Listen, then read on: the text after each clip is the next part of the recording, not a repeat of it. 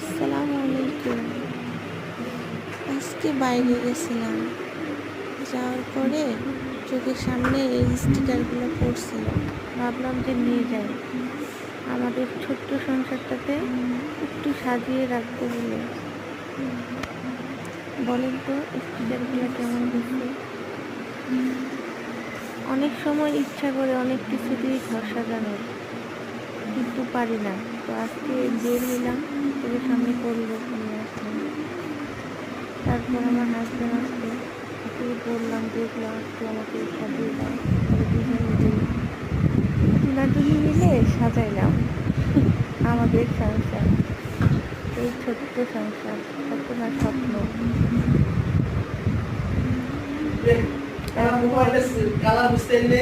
বিছানা সব কিছু এটাই সুন্দর, যেটা পড়ছে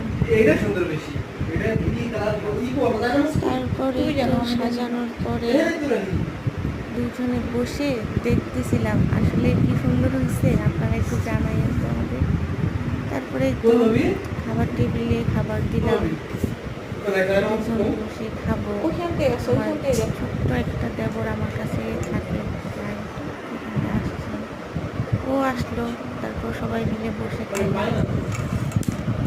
এই তো নতুন সংসারে আপনাদের দোয়া নিয়ে শুরু করতে যাচ্ছি।